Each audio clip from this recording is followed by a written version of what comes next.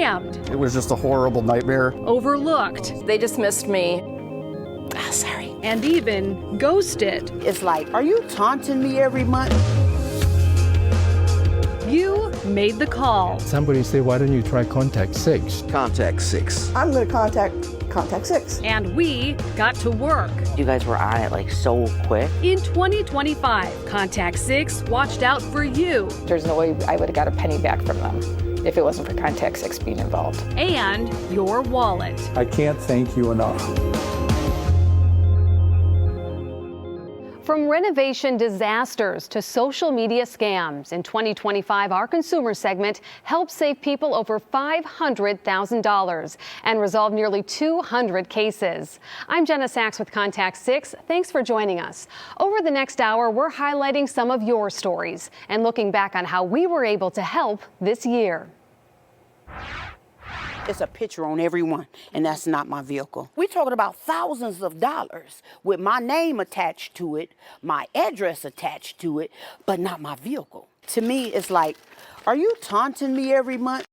First, a license plate mix-up leads to thousands of dollars in unpaid tolls for a Glendale woman. And the problem started with a single space. I'm a cancer survivor. Wynn Welch overcame cancer in her lung and brain through faith. I got personal experience that God is able. And while Wynn lets God take the wheel, her license plate does the talking. He able. And I love when people say, oh, Wynn, what's your plate stand for? Oh, my God, that opens up a door for me to tell them all about God. But Wynn's ministry is not without tribulation. The Glendale woman has a pile of monthly bills from the Illinois tollway dating back years for unpaid tolls. It's a picture on every one, and that's not my vehicle. That driver's license plate is he space able. Wynn's plate is he able, no space. We're talking about thousands of dollars with my name attached to it, my address attached to it, but not my vehicle. Upon getting the first bill in 2021, Wynn visited the Wisconsin DMV. They looked it up in their system and they say, you're absolutely right. Given the similarities between the two plates, DMV took action. Since Wynn's plate was issued first, DMV rescinded the plate he able with space in 2021 and informed the plate holder it was no longer valid. But the toll bills kept coming. To me, it's like, are you taunting me every month? In 2023, Wynn says she sent the tollway a letter from the DMV stating the plate isn't hers. This is the most recent one I got right here. That didn't stop the toll bills either. 2 years later, I got one January, I got one February, I got one March, got one April. I said, I know who's going to settle this for me, FOX6. After Contact 6 reached out, the Wisconsin DMV sent the Illinois tollway a letter asking the agency remove Ms. Wynn Welch as the recipient of these tollway violations in your state, as she was not and is not the correct plate holder. Within 2 weeks, the tollway told Wynn the unpaid tolls were dismissed. But Wynn has concerns the mix-up won't end here. The problem is they still have them in their possession. The Illinois Tollway says in addition to dismissing the nearly $2,000 in unpaid tolls and fees, it's flagged the license plate to ensure Wynn is not mistakenly billed again and contacted that owner to resolve the tolls and fees. Wisconsin DMV says the owner of the plate similar to Wynn's lives in Janesville. So we're here to find her and hear her story. My name is Jenna Sachs. I'm with FOX6 News out of Milwaukee. In a house near the downtown area, we found her. Tollway lady did call me some weeks ago. The woman says she didn't know her plates were canceled until she got pulled over a month ago. We showed her the tollway invoices. So that's one, and here's another one. She said she thought she had a working transponder the whole time. I can't believe this.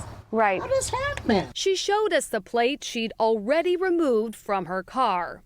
Turns out a big headache can start with a single space, even when the intent is the same. He able, meaning God the Father. He is able to do exceedingly and abundantly. The tollway says it regrets the error and inconvenience for Wynn. We have a feeling she'll pull through. God is able to do any and everything but fail. So he is able. You may have noticed the Janesville woman's canceled plate has a 2026 sticker on it. We emailed her asking about that sticker, but did not hear back. Wisconsin DMV says it has no record of renewal for the plate since 2020. Wynn has not gotten any tollway violations since our story aired in July. She did get a new personalized plate at no cost. And then all these things were going wrong with it pretty much right as soon as I bought it. Now I made the decision that will be an investment rather than a gamble. More than 100,000 miles erased from her car's odometer. Now one woman knows the outcome of a state investigation into her vehicle's past. Here's the problem the investigator ran into. So they came and picked it up, towed it away, and now it is out of my life. Dina Piazza has never been so happy to see her car on the back of a tow truck. Towed it away to the salvage yard so that at least they could part it out and I won't put anyone else through the misery of trying to fix that mess. It was the 6th time Dina saw the car towed away since she got it in 2023. All these things were going wrong with it pretty much right as soon as I bought it. Last year, Dina showed Contact 6 the many problems with her 2007 GMC Acadia. Right now, it'll probably drive home, but then, along the way, who knows what'll happen. She'd paid $6,000 for the car. Then came the repair bills for its battery, sensors, fuel injectors, and more. Thousands and thousands of dollars later, it still really wasn't running. Dina got a Carfax after seeing a Contact 6 report about odometer fraud. The salon owner in Lake Villa, Illinois, made a troubling discovery. In 2020, her car had 206,000 miles listed. In 2024, it was short of 115,000. An investigator for the Wisconsin DOT got to work. He did a very good investigation. He talked to every single person that owned the car, where they got it, if they saw it on Craigslist or whatever. The DOT report says the car's odometer was altered at least 3 years ago. Its investigators spoke with 2 former owners on the phone who bought or sold the car on Craigslist. A third owner filled out this questionnaire saying he had no records from the sale.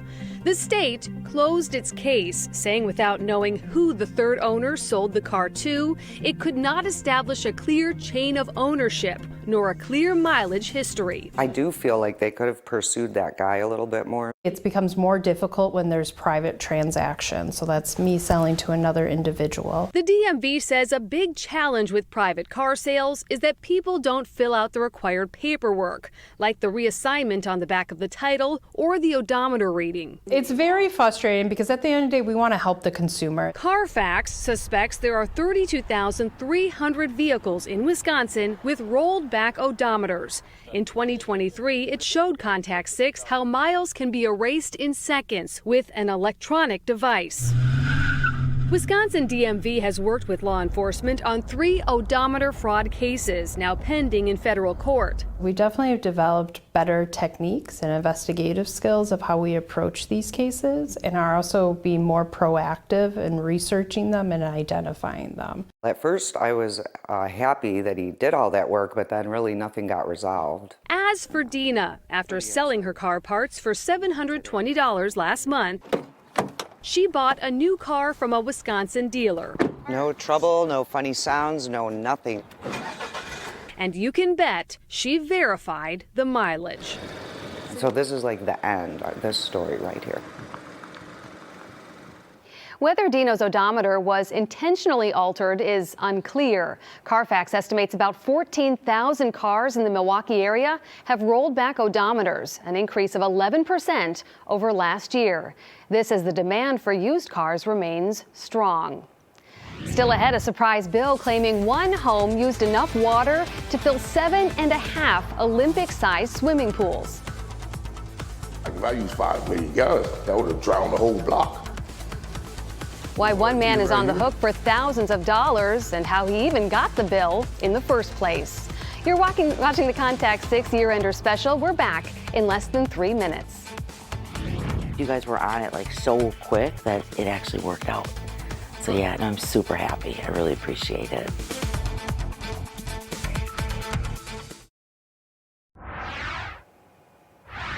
An unexpected water bill is costing one man thousands of dollars, and he didn't even own the property when the water was used. Here's the unusual circumstances and the finger pointing, leaving him on the hook. This is my signature, the bench. When your business is flipping houses, The bench under the window where you can sit down and look out the window. there will be surprises around the corner. I liked about the house because it's a corner house, single family. Mark Tolliver began renovating this Harambe neighborhood house in August 2024 and found himself in uncharted waters by January. I said 19,000. You know, it's a shock to me. Mark says for most of the home renovation project, the water to the property was actually turned off. So you can imagine his surprise when he got a massive water bill. 5 million gallons of water from October to December. So I was like, if I use 5 million gallons, that would have drowned the whole block. Actually, 5.8 million gallons, 10,000 gallons a day. Mark's total amount due was more than $19,000. I had no floods, no broken pipes, so I didn't know, where did it come from? To understand what happened, head down to Mark's basement. Water meter right here. That's where Milwaukee Water Works installed a new water meter just weeks after Mark bought the house and discovered that due to the meter not transmitting a signal and the property being inaccessible, Milwaukee Water Works had not obtained an actual water consumption meter read since 2020. Under Wisconsin law, all services provided by utility must be billed, even if an error resulted in bills that were too low. It's called back billing. However, utilities can only charge up to 2 years back, which is why Mark got this modified bill, lowering his amount due to $12,000. He's not satisfied. Maybe they'll talk to you and then explain or something. Milwaukee Water Works tells Contractor it is customary for the property owner or title company to request a final bill before a sale. That request was not made prior to the sale of this property. If it had been, Milwaukee Water Works would have required access to the property to obtain a meter reading. Mark's title company, Prism, is pointing the finger back, saying it met the terms of the purchase agreement Mark used to submit his offer, and the closing figures were based on the most recent water bill from Milwaukee Water Works. I would say it's a pretty tricky situation. Marquette University professor of law Kaylee Murray says one could argue it's the title company's responsibility or the buyer's responsibility to uncover any liens on a property before purchase. But in this case, if the water meter wasn't working, then there was no lien for either the buyer to find or the title company to find. No lien yet. Murray says Mark could try suing the title company or the seller, but it's a legally gray area, and you're going to end up paying the lawyer more than the claim is worth. Mark's house has a buyer, but the water bill erases his profits. So when I sell the house, it's coming off the top. What might be a drop in the bucket for a large business is a big setback for a small entrepreneur. It's a big difference. Yeah, it's a real big difference. As for Mark's title insurance policy underwriter, it won't cover liens filed after a transaction's closing, leaving Mark on the hook for the $12,000. He's not an honest person. As far as I'm concerned, he defrauded and he's a deceit and a cheat. You really put these families through the ringer. A home contractor with a trail of unhappy customers went to jail in 2025. Customers say during the 1 year he was in business, he took thousands of dollars for work he never finished or started. Here's what he had to say in court back in February. This was the drop-off here. Katie Mathis recalls the hazardous one-story hole just steps off her kitchen. It went all the way down to the basement concrete floor. These images are from 2022. That's after Katie says her family paid a contractor more than $11,000 to renovate their new home in a historic Milwaukee mansion. The house was once owned by William S. Harley, co-founder of the Harley-Davidson Motor Company. It was in need of a lot of work. It was a big fixer-upper when we took it on. Katie says after demolishing demolishing a back staircase and kitchen. Contractor Nathan Noble Regina hit the brakes on the Harley Mansion job and did little to no work. I just really feel that he's not an honest person. Years later, You really put these families through the ringer. you could say Regina's not-so-noble history caught up with him. I stand before you today with a heavy heart, fully aware of the mistakes that I've made and the harm that I've caused. Regina was charged in Milwaukee County Circuit Court with 9 counts of theft by contractor, 6 of them felonies, plus dozens of misdemeanors for home contract violations, including one for Katie's job. I understand the debt that I owe, both financially and also morally. Regina pleaded no contest to 13 of those charges in late February, including 1 felony. You do need to pay a price for everything that you've done here. Judge John Richards sentenced Regina to 9 months here at the Community Reintegration Center in Franklin. He also ordered Regina pay back more than $60,000 to 9 of his former clients. This would have been a stairway going up to the 2nd floor. Clients like Dennis Spielvogel, who says he got a second mortgage and extra jobs to pay Regina $28,000. They awarded restitution, and it's promising I'm not going to count it until I get it. Dennis hired Regina's company, Nobleman LLC, to build a new garage with a 2nd-story addition. He was very confident in what he could do and sold it really well. But he says work on the project never started. Thought he could get away with it by closing his business, filing bankruptcy. Contact 6 has been speaking with Regina's unhappy customers since 2022. I think either he has to give us our money or he should go to jail. That's when his Chapter 13 bankruptcy filing revealed more than 20 potential customers owed money. The bankruptcy was dismissed a year later when Regina failed to make payments. As far as I'm concerned, he defrauded, and he's a deceit and a cheat. He did have a demo crew that demoed in the kitchen. Katie's family won't get court-ordered restitution, but that doesn't mean they're giving up. Unfortunately, we'll have to go the civil case route. But that Regina is serving time for his misdeeds feels appropriate to them. I think it will be a good thing for him to hopefully not do this to anybody else and learn his lesson.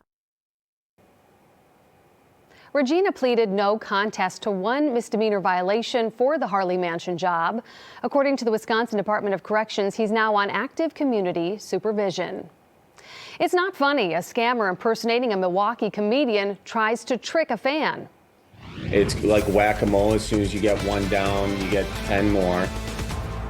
What the fraudster said that made the woman realize he wasn't Charlie Barron's. We're back after a short break. You guys are worth getting in contact with because you guys get the job done.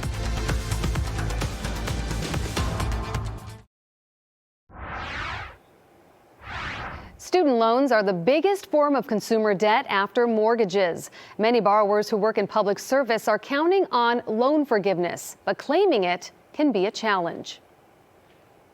It was a teaching fellows program. Alyssa Barrage in Milwaukee has worked the last decade in public schools. The kids are the best. It's a professional milestone and a financial one. That's because Alyssa took out federal loans for her degrees at Indiana University and Denver University. I have been working really hard to stay on top of my payments. After 120 months of payments, Alyssa should qualify for loan forgiveness, but that wasn't happening. This system has been incredibly difficult to navigate. George W. Bush signed the bipartisan Public Service Loan Forgiveness Plan in 2007.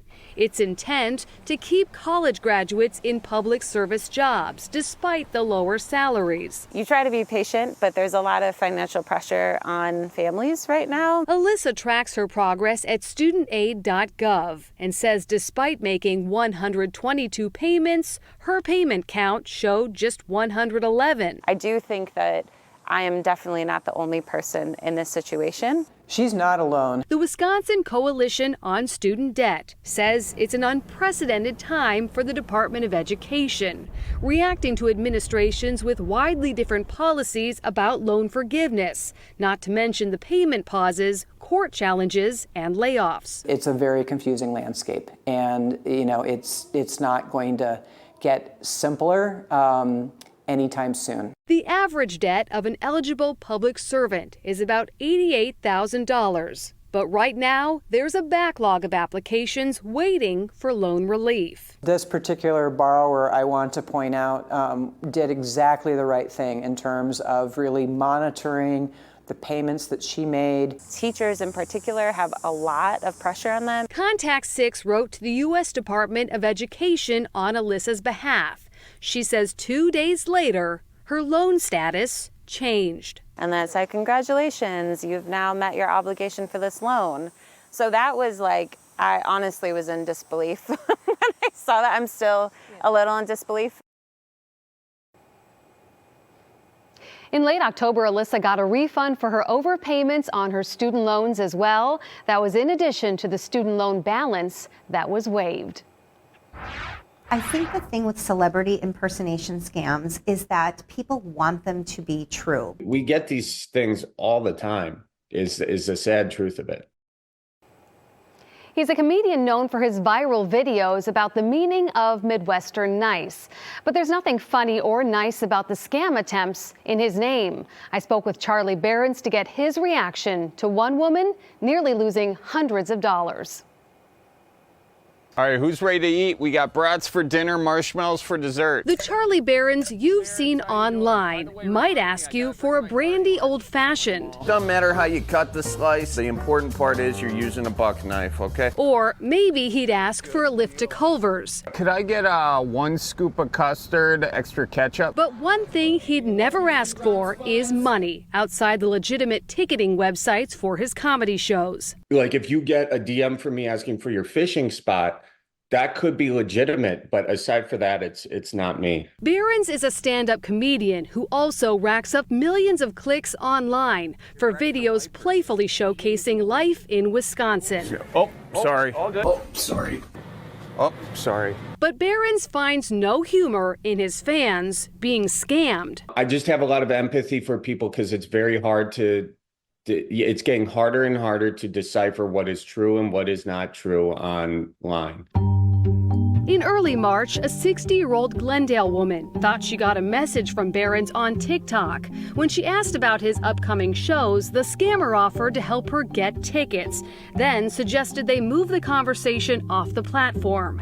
That's where things got strange. The scammer said the woman needed a fan card to get backstage access, but to get one, she had to put $500 on an e-gift card at Walmart. We get these things all the time. Is the sad truth of it. Even before Contract6 reached out to Behrens, he was aware of impersonation accounts. It's like whack-a-mole. As soon as you get one down, you get 10 more. One red flag here, the scammer's name, Charlie Behrens 127. Is it just at Charlie Behrens? If there's any numbers behind at Charlie Behrens on any of these things, yeah, it's a no-go. That's a no-go. The woman targeted in this scam wised up before losing money, especially when the scammer got too friendly, calling her my dear and saying, I guess I've been around and waiting for you. She wrote, why in the world would famous Charlie Behrens reach out to a complete stranger and sweet talk? I think the thing with celebrity impersonation scams is that people want them to be true. The Better Business Bureau says this is a classic impersonation scam combined with a friendship scam,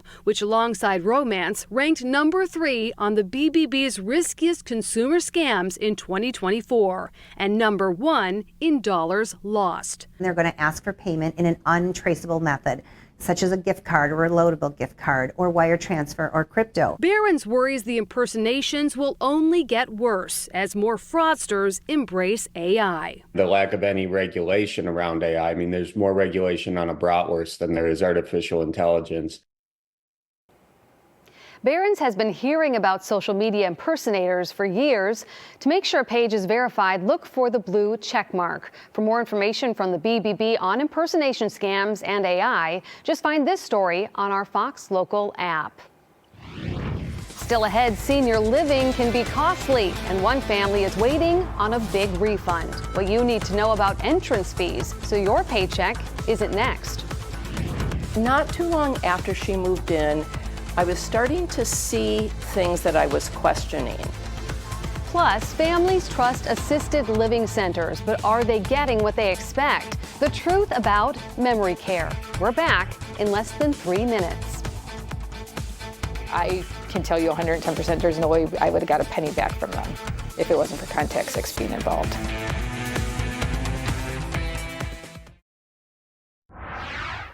The transition to senior living can be costly. There are contracts to read and checks to write. And as one family found out, sometimes the best laid plans go astray. I said, there's no option. You know, you guys, we have to do this. It took some convincing for Robert and Rena Martin to finally move into a life plan community in 2008. My parents kept saying, no, no, no. But then my mom broke both of her legs, and my dad was in early stage dementia. Sometimes called continuing care, a life plan community offers independent living, but also higher levels of care, all on one campus. The Martins chose St. Camillus in Wauwatosa, which has a 4-star rating on Charity Navigator and an A+ rating with the BBB. Even after Rena's husband died 1 year later. Everything was great. I mean, my mom loved it. She was head of the social committee. Everybody knew her. Rena died in 2023 at 93 years old. But it's what happened next that prompted her daughter Debbie to write to Contact 6. I don't think we can be the only people in this situation. In fact, I know we aren't the only people in this situation. When the Martins moved off the waiting list and into an 850 square foot apartment at St. Camillus, they paid a large entrance fee. They thought it would be refunded after their deaths. 2.5 years later, they have $200,000. It's our money. My parents paid that money with the idea it would go to us, to the kids. This is the Martins' contract with St. Camillus. It says their entrance fee of nearly $200,000 will be refunded, but only after the next resident moves into the unit. As far as the family knows, the apartment is still empty. I've seen a fair amount of contracts with that language. Elder law attorney Carol Wessels. One of the most concerning parts of that contract is when they say, you'll get it back after we re-rent it. Wessels says in that case, there's no guarantee families will get their money back. If this place is that good, that's the way you want to move in, then that's your value and that's your judgment. And if you love it, live there and be happy. St. Camillus tells Contact 6, for more than a century, St. Camillus has been a trusted, faith-based life plan community. Since the late 1980s, St. Camillus has operated with a contract model that is standard within the senior living community. The last time I talked to the CEO, I said, I would like to see the unit. Well, that's, we don't do that. Debbie doesn't know the state of her parents' unit, if it's being shown, or whether the newer residential tower at St. Camillus is drawing prospective renters away. But she wants other families to know the risks. Have somebody else look at that contract and go into it with your eyes wide open, because it could happen to anybody. Contact 6 emailed 7 other senior living communities about entrance fees. Only one responded, saying their residency fee is 90% refundable when a new occupant moves in or 1 year after a unit is vacated, whichever comes first. Not too long after she moved in, I was starting to see things that I was questioning. They dismissed me. She ended up falling. She broke both her shoulder and her hip.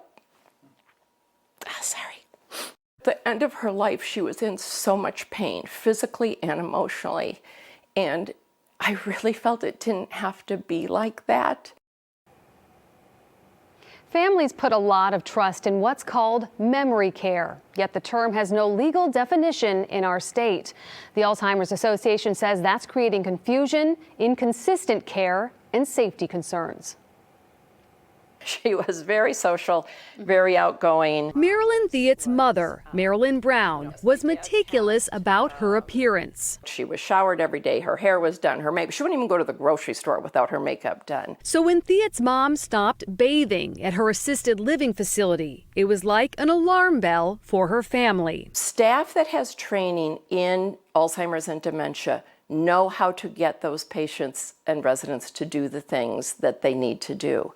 But The staff was not trained. Because Marilyn Brown had vascular dementia, her daughter chose a facility that advertised memory care. However, not too long after she moved in, I was starting to see things that I was questioning. Things like a lack of understanding about how the disease progresses. I was noticing she took a steep drop in her cognition. In 2009, Thea had expressed concern that her mother was unwell. They dismissed me. She ended up falling. She broke both her shoulder and her hip. Sorry. Turns out her mom had a UTI, which can cause a fall. Marilyn Brown died 8 weeks later. At the end of her life, she was in so much pain, physically and emotionally. And I really felt it didn't have to be like that. Fast forward to today, and the Wisconsin Alzheimer's Association says progress still needs to be made, starting with a legal definition of what offering memory care actually means. At this point, it unfortunately is an advertising term. And so that's why we want to see legislation like a truth in advertising bill. In Wisconsin, any licensed community-based residential facility can claim to have memory care. But what that means for residents varies. Of the 12 Midwest states, 9 have laws requiring facilities get special certification or meet specific requirements to operate a memory care unit or wing. Wisconsin is not one of them. It's up to the facility to decide whether it wants to take additional steps, but it has led to real inconsistencies in quality of care. The association wants legislation requiring any facility that uses the term memory care to have dementia-specific staff training of 8 hours initially and 4 hours annually.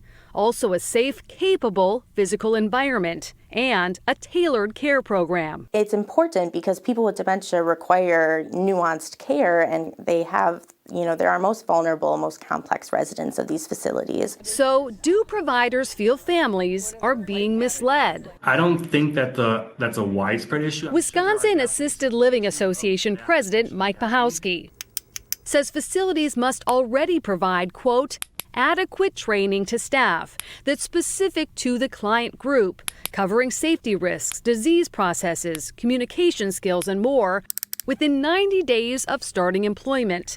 If the state requires further dementia training, it just poses increased staffing challenges, and how can we then pay individuals more when they're potentially maybe doing more. Pahowski adds the industry is already struggling thanks to low reimbursement rates from the Medicaid waiver program, which he says pay less than the actual cost of care for low-income residents. So if facilities must do more to use the term memory care. So it's almost kind of like an unfunded mandate.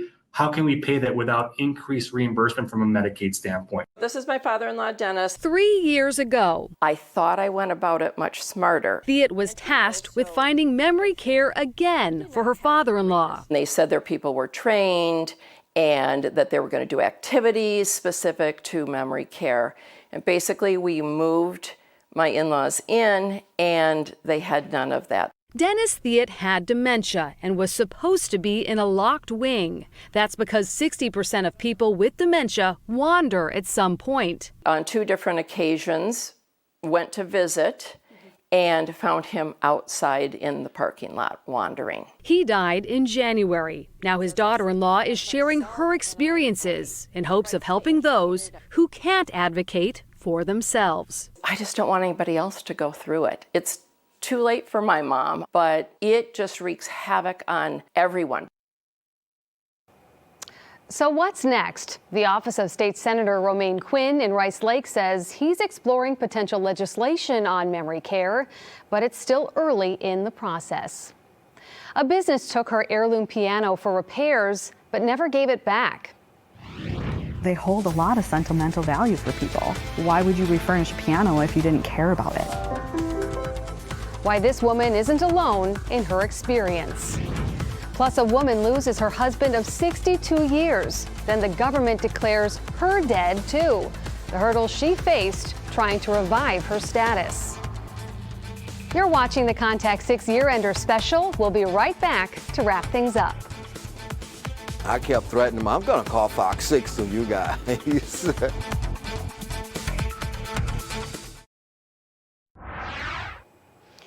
It was hard enough losing her husband of 62 years. Then a Kenosha woman had to prove that she didn't die too. Here's some of the many hurdles her family faced before enlisting the help of Contact 6. I'll get you up that curb in just a sec. It's been 6 months. You're doing good. Since Pat Christensen's family tree lost a limb. Ronald Christensen, Pat's husband, died on December 28th.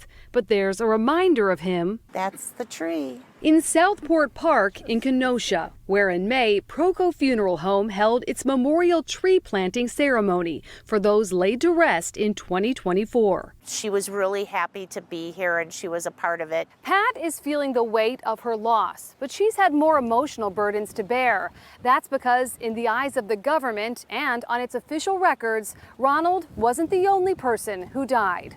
They said that I was deceased. That's what I don't like to even think of that. It was a declined Medicare payment in January that alerted Pat's daughter, Rebecca, to the problem. It was just such a shock, and then she's like, what's going on? Rebecca called the Social Security Administration and made the startling discovery. Sure enough, Social Security not only had my dad marked as deceased, but marked my mother as deceased. Reviving the 83-year-old's vital status wasn't easy. Rebecca and Pat spent hours on hold before getting an appointment at a Social Security office, where someone wrote on an official form, Mrs. Patricia Christensen was in our office and is very much alive. We thought we had that all straightened out. It wasn't. The family then noticed Pat's Social Security payments were missing.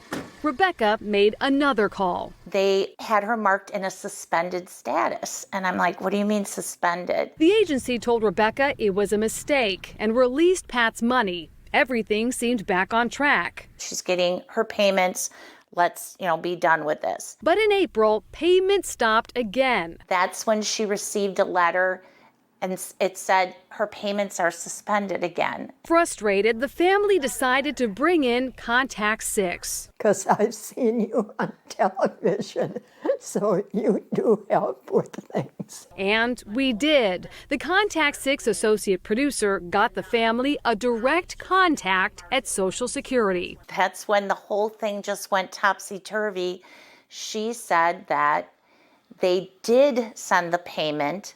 Chase Bank sent it back. Turns out Chase Bank thought Pat died, too. A spokesperson tells Contact 6, we received a death notification for Ms. Christensen from the SSA and verified that the notification was reported to us in error. The error has been corrected and all blocks were released. I could not have done this without you guys. Social Security sent Pat her missing payments, and Chase accepted them. Rebecca emailed Contact 6 last week saying it is officially in her account this morning. Thank you. It's the end of one story, but Pat is grateful to clear up that it's not the end of hers. It's bad enough to go through it with him, and then that they think I'm gone. I'm not. I'm here. Social Security says privacy laws prevent them from commenting on this case. He asked me once, why don't you play the piano anymore? All of a sudden, I'm seeing tons of horrible reviews about people that can't get their pianos back. They hold a lot of sentimental value for people. Why would you refurnish a piano if you didn't care about it?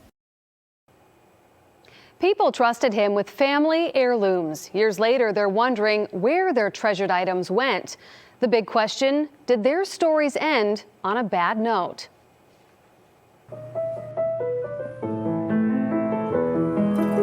Familiar songs can trigger memories.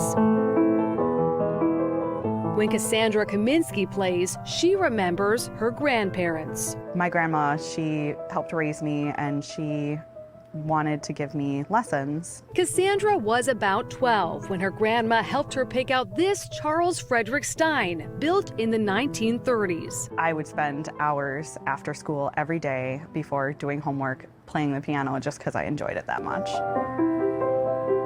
Cassandra used to play every day, but this is her first time playing in years. After Cassandra's grandma died and her grandpa got dementia, he neglected the piano and the keys stuck. He asked me once, like, why don't you play the piano anymore? So her family made the decision to repair and refinish the instrument. Which brings us to this workshop, but this is not Cassandra's piano. This is not how you run a business. This is not how you treat people. Her piano is around the corner, in pieces. It's frustrating. It's heartbreaking. It started when Cassandra hired Tom Newhouse of Newhouse Piano Workshop in West Dallas to get the piano playing properly. All he did was take out the interior hardware and never give it back. The rest of Cassandra's piano was sent here to CT Refinishing to refresh the instrument's exterior. That work finished up months ago. They did a beautiful job. But Cassandra's piano can't be reassembled until Newhouse sends back the musical components he's supposed to repair, like the piano's harp, keybed, and dampers. He's like, oh, I'm sorry, I've been sick. I'm heavily sedated in a hospital bed. Newhouse missed his January deadline. Cassandra already paid him $5,500. All of a sudden, I'm seeing tons of horrible reviews about people that can't get their pianos back. Newhouse Piano Workshop is near 81st and Greenfield, where its front doors are locked. West Dallas police tell Contact 6 they're investigating Cassandra's case. I don't like this. My father and I both prided ourselves on getting things done. This is Newhouse speaking to Contact 6 about another unhappy customer in 2017 who still doesn't have her piano today. Our interview 1 year after the death of Tom's dad, who founded the piano workshop in 1957. I inherited all his work. I don't have anyone working for me full time who can do this work. But Newhouse kept taking on more work. West Dallas police reports reveal one woman gave Newhouse a 1938 Baldwin Baby Grand in 2019. Another couple gave him a 1927 Steinway model in 2020. Both told police they hadn't heard from Newhouse in a year or more. In my viewpoint, this goes well beyond being bad at your job or even negligence. Attorney William Reinhardt has represented Newhouse's unhappy customers. Court records show Newhouse owes 5 customers more than $150,000 in judgments. Reinhardt also found, as of 2024, Newhouse owed more than $80,000 in taxes. The property has tax obligations, tax warrants attached to it, and therefore cannot be liquidated in order to satisfy or partially satisfy some of these consumer judgments. Since Cassandra sent her piano to Newhouse, her grandpa passed away. It was like losing my childhood. The piano is her sole inheritance. Seeing it now, silent and hollow, feels like a tangible metaphor for her loss. They hold a lot of sentimental value for people. Why would you refurnish a piano if you didn't care about it? In late November, Tom Newhouse was charged with felony theft in Milwaukee County Circuit Court for Cassandra's case. Cassandra has not gotten her piano back. Did you know Contact 6 has an extensive off-air complaint process? Most of the problems we help to resolve never end up on FOX 6 News, but some people sit down with us to share their stories. Here's a look back at the top 6 complaints over the last year. Like right here, it was like a dark puddle. Whether it's a car leaking oil. Oh, I was flabbergasted. I'm like, what is going on? Or a backyard pool losing water. It was a little soupy back here for a while. Contact 6 and associate producer Annette helped nearly 200 people save money in 2025. You guys are worth getting in contact with because you guys get the job done. People wrote to us wanting faulty products replaced, fraudulent charges waived, and poor workmanship repaired. Money's hard to come by in this economy, and you want it done right. But mostly, they wanted to stop the anxiety and aggravation. It was just, it sucked. Over the last year, Contact 6 helped consumers save $540,000. I can tell you 110% there's no way I would have got a penny back from them. And we taped 10 episodes of our streaming show, Ask Contact 6, where experts answered consumer questions directly. I'm interested in how people find out if they qualify for loan forgiveness. As we count down what remains of December, it's time to look back. Here are the top 6 complaints to Contact 6 in 2025. Starting with number 6, warranties. The leak was somewhere on the bottom. You wrote to us about companies slow to respond to service requests and to fulfill their obligations. I seriously believe that if it weren't for your intervention, we would still be having this issue.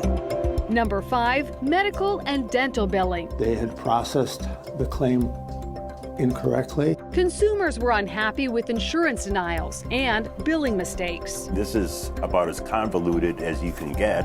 Number 4, banking and ATMs. I want other people to know that it can happen to anybody. Dozens of people discovered fraudulent charges to their bank accounts and credit cards that weren't being waived. It's hard to prove that you didn't do it. Number 3 on the list, city and government agencies. This year, Contact 6 helped one woman prove to Social Security that she's still alive and helped a teacher get her student loans waived after she'd qualified months prior. I honestly was in disbelief when I saw that. I'm still a little in disbelief.